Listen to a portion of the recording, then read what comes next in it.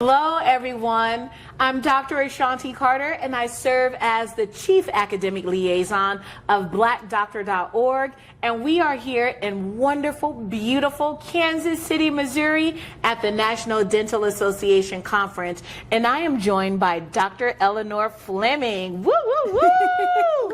Yeah, so Dr. Flemming, introduce yourself. Give us your name, title, and the organization that you're affiliated with. Yeah, thank you so much for the warm welcome. It is lovely to be with you and to have this conversation. So yes, my name is Dr. Eleanor Flemming. I am a board certified public health dentist, a dental epidemiologist, a researcher. I wear a number of hats, but at the end of the day, I am a Black woman who is curious about the world and am exploring that through public health. I love it. I love it. Dr. Flemming, when we think of the social determinants of health, we think of, housing, right? We think of education, access to medical care, but oftentimes our oral health is excluded. Why is that? Well, it's an interesting story. It goes all the way back to 1840 with the founding of the first dental school in the world in Baltimore, Maryland. And a decision that was made at that time with the founding of the school and it not being included in the medical school meant that dental and medical have been separate entities, separate training programs, separate forms of payment. So you may have health insurance that allows you to see a physician, a nurse practitioner, whatever, but that same insurance does not give you access to seeing a dentist, a dental therapist, a hygienist. So when we think about the conditions of oral health in America in 2025, those roots go back to 1840 and have been perpetuated ever since. And the sad part about it is that we act as though your mouth has nothing to do with the rest of your body. And if you think about it, how do you speak? Right. Because you have teeth and tongue that allow you to speak. Right. How do you chew? Right. With your teeth. Now it is possible. And I have seen miracles of people who have nary teeth, who will tackle corn on the cob, a well done steak, like all of those things. But for most of us, we need our teeth. Right. And more to that, like the health of your mouth dictates the health of your body. Absolutely. So if you think about preterm births, if you think about diabetes, they're now doing research on Alzheimer's, on gut health. Like the bacteria that are in your mouth don't just stay there, but they go every place else. And so the degree to which we don't prioritize oral health, the degree to which more Americans are living in dental professional shortage areas than not, like this is in terms of public health, which we both know, like this is a sentinel problem. Like we should be ringing the alarm that this country, this world actually has a problem, and it's oral health. Absolutely. And thank you, Dr. Eleanor, for discussing that, because I was really surprised. And this was back in the day when the Patient Protection Affordable Care Act came out, Obamacare, and I was reading through it and I didn't see anything about oral health included. And I thought, wow, your mouth is the opening to your health. Right? It's the opening to the rest of the body. How could it be excluded? But thank you so much for that. So you talked about your research. Has there anything, just thinking about your research, all the topics that you've studied, what has surprised you with your research? So I think the most surprising finding that I continue to be just dumbfounded by is the nature of disparities or inequities.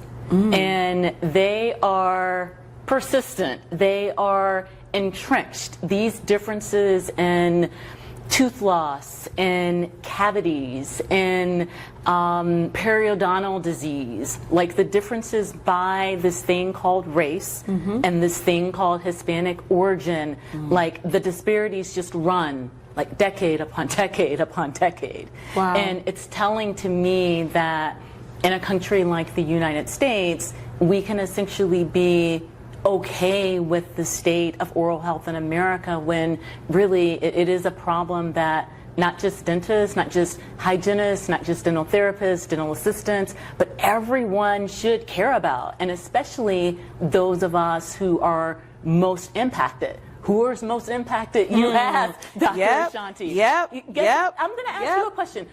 Which population do you think in the United States bears disproportionate burden of all oral health diseases across all age groups? Well, it would have to be Black Americans. I'm sorry, but that is incorrect, What? Dr. Ashanti. Yes. Again, that is the story. That is the story that we're told.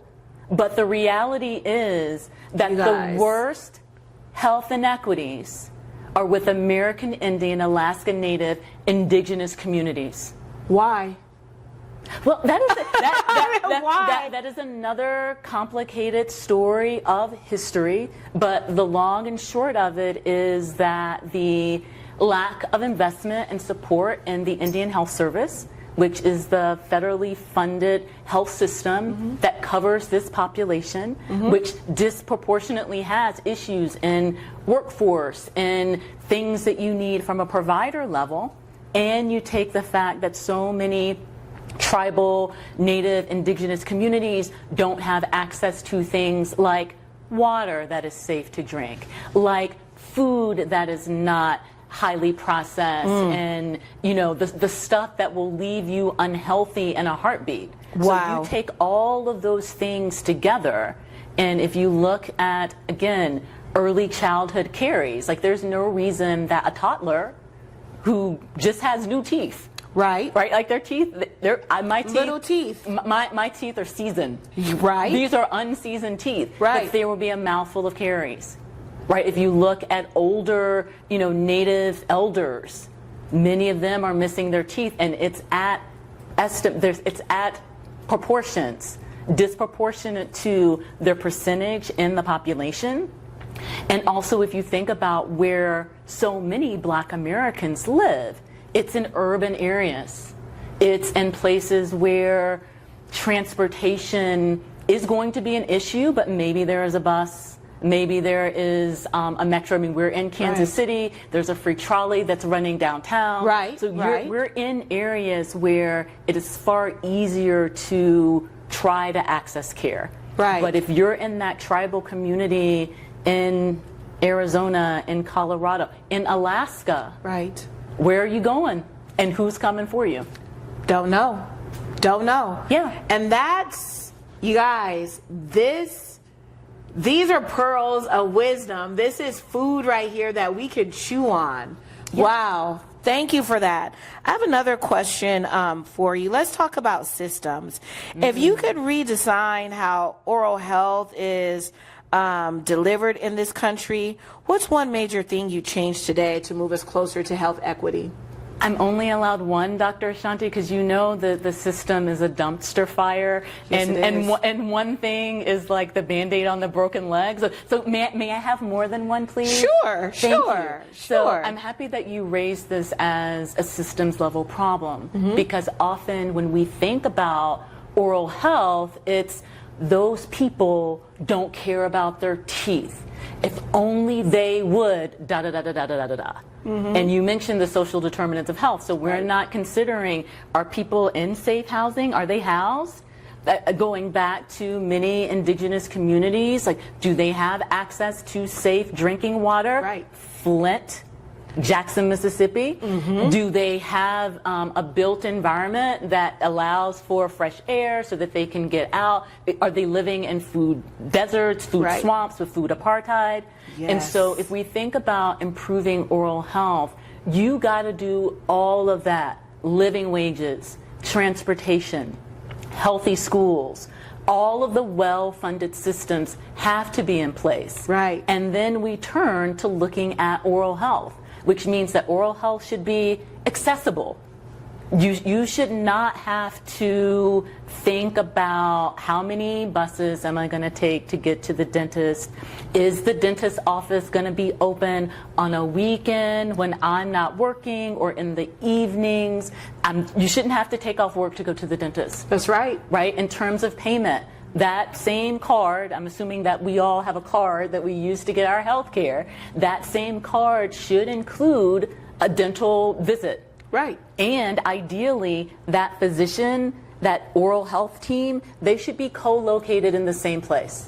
You're right. You should not have to go here for your everything from here and go over here for this. Right? It should all be in one place. Right. Prevention. We should all have access to prevention, which I realize that this is a politically charged time when everyone is their own scientist and researcher and can define facts for how they understand them. Correct. But the science that I was taught and the evidence that I have reviewed as an epidemiologist tells me that fluoride in the community water system is not only effective in preventing decay, but when it's not there, the teeth of people get worse. Correct. So while we say drink your water, which is important, gotta stay hydrated, drink your fluoridated tap water. And I live in West Baltimore, Maryland, and the water system has a lot of trust issues. Okay. But I still drink that water because I want the fluoride. Right. My toothpaste has the highest concentration of fluoride that I can get, which means that what I do is I flip the box over and I'm looking to see what is that percentage of fluoride because I want that. Okay. And to the point of prevention, toothpaste should not cost an arm and a leg, right? I mean, it shouldn't. You're right.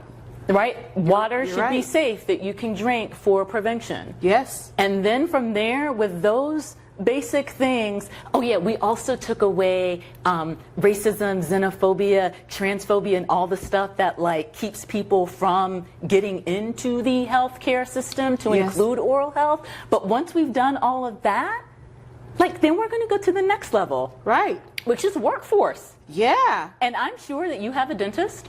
I sure do. And your dentist probably has a hygienist in the office. Yes, she does. So can you imagine if there was a different oral health team member that you could potentially see for, it wouldn't happen to you because I know that you're brushing and flossing and doing all the things, but let's say you had a little filling that needed to be done. Would you be okay having this other workforce member to be able to do that scope of work?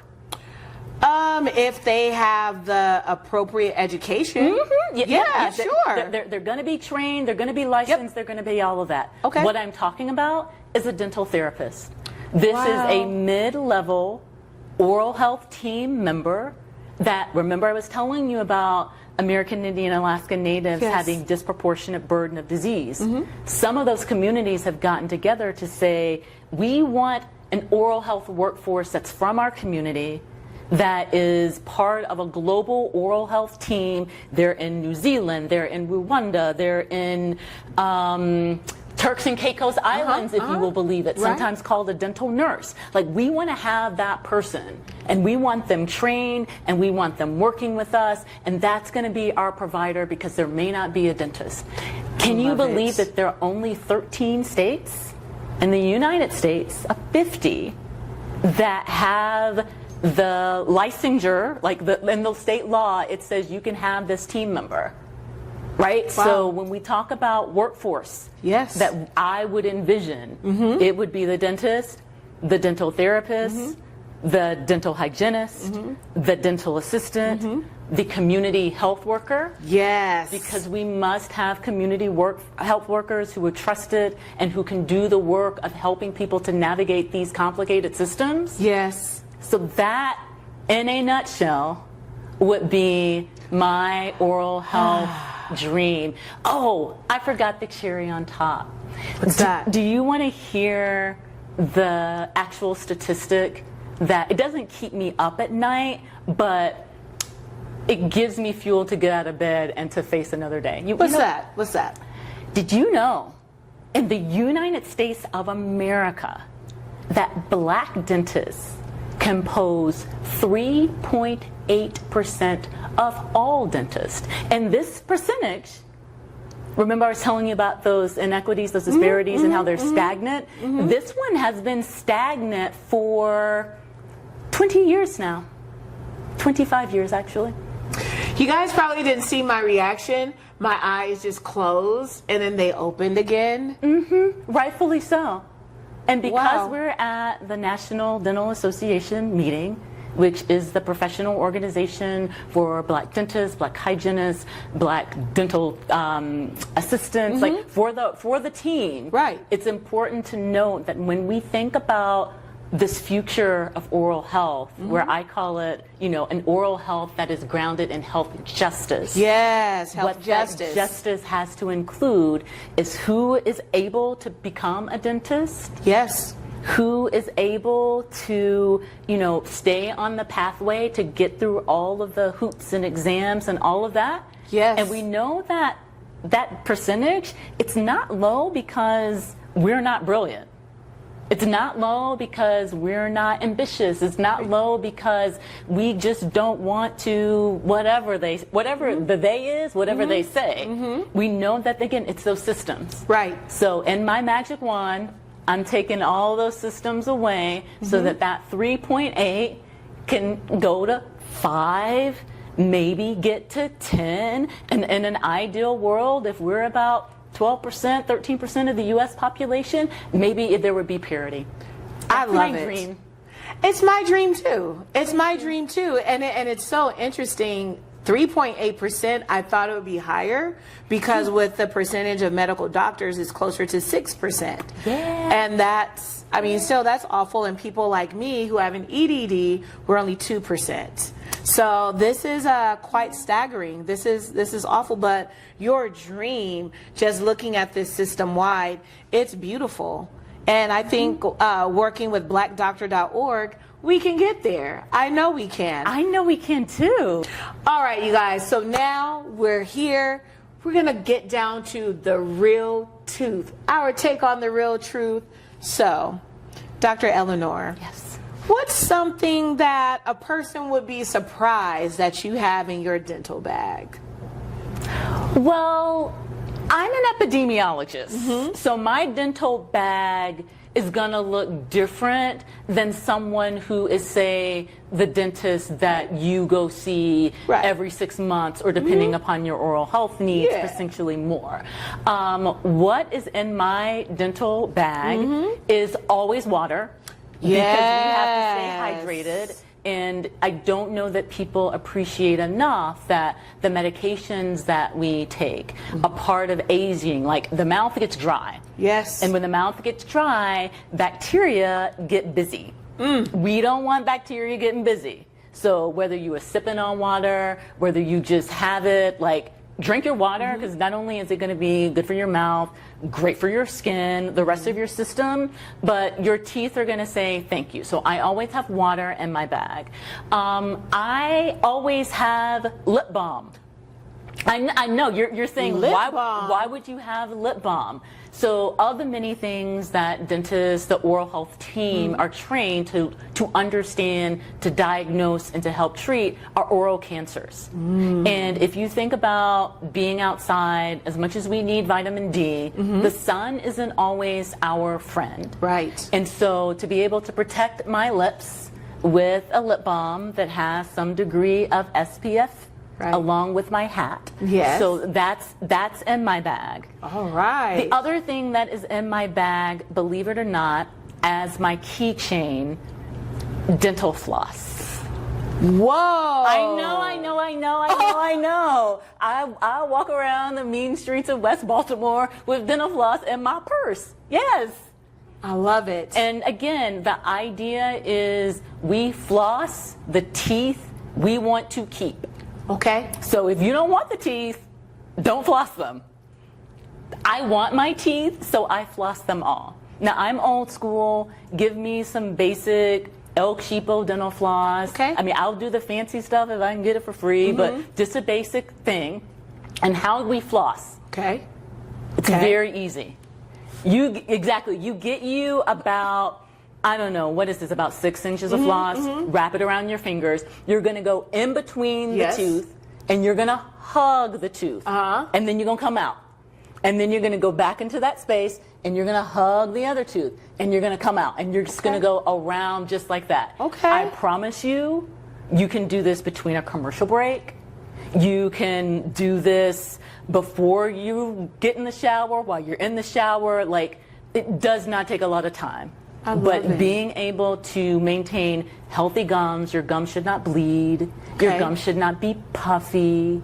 For us, because we got melanin in our skin, some of us have melanin on our gums. Okay. That is okay. Okay. That is okay. Anyone who tells you that you need pink gingiva, which is the technical name of gums, is anti-black. And they are encouraging you to a beauty standard of whiteness that we should not be adopting, because with our beautiful melanin that may be on our gums, it's okay. It's healthy. It's healthy. Sorry, Dr. Sunday. I just had to tell the people because a lot of people have, you know, this stigma that, like, oh, I've got this hyperpigmentation. Yes. And those melanin cells just happen to be a little more active. Oh, my gums need to be pink. Like, no. Like, why would you think that? And this whole notion of, you know, all the treatments that people are being told, like, it's the same thing as like bleaching your skin. Like, why would you do that? No, you're beautiful just the way that you are. Amen. And sometimes our health, because we have pigment, is gonna look different from our non-pigmented counterparts. I got and you. That's okay. And it is okay. Yeah. Now, you said something that pricked my ears when you were talking about the statistics. And we will end on this beautiful, beautiful note. So looking at the lack of black and brown dentists, if you were to see a brown or black girl that's out there, what would you tell her about, you know, wanting to go into the field that you're in and do what you do? What would you tell her? So remember that statistic I told you about, the 3.8? Well, 2.8 of that percentage is black women. So I would tell that little brown girl, which is what I tell my goddaughter, who told me that she wants to be a dentist, and I tell her, sweet pea, you're going to be a dentist. Because we need people who look like us, people who understand black culture, black community, to go and do the work there. And you can do the work anyplace else, right? Like I told you about American Indian and Alaska Natives. So going to provide care there, or any underserved, under-resourced community, do it. But as black people who, since the beginning of our time in this country, our survival has been predicated on other black people, our success in our oral health may be up to us. So I would tell my sweet pea to be smart, be kind, learn as much as you can, she can, and know that you can do it, because I'm living proof that anyone can be a dentist. We didn't talk about this, but I told you, like, I'm public health. Yes. My background is actually political science. What? Yeah, I stopped taking science classes once I got into college because I didn't need them anymore. So I had to go back sometime later to take the biology, to take the chemistry, to take the organic chemistry. I did it at night. And so my presence in being here, you don't have to be the smartest. You don't have to be a biology major or chemistry major. You just have to be willing to follow your dreams and make it to the end. That's right. And like I said, if I can do it, anybody can do it. Wow. Thank you so much, Dr. Eleanor. It has been a privilege and an honor just to be in your presence. And I would like to thank you for taking the time to speak with me and with BDO. And you guys, check out NDA. Check it out if you want to be a dentist, you're interested in oral health and public health, like my sister friend, Dr. Flemming. Please, please, please go on our website. Where can the people find you? Are you on Instagram? Where are you? You know, Dr. Sunday, I can't be putting out my stuff on the gram. That is private. I got to know you first. I got to know you first. It's the vetting process. But really, LinkedIn is the best place to find me. And I say that because I am forever posting interesting stories that I read that are related to oral health. So if that's where you want to get information from me, a trusted source, that is the best place to connect with me. Thank you so much. And thank you guys for being with us. Once again, Dr. Ashanti Carter from BDO. Take care. Bye.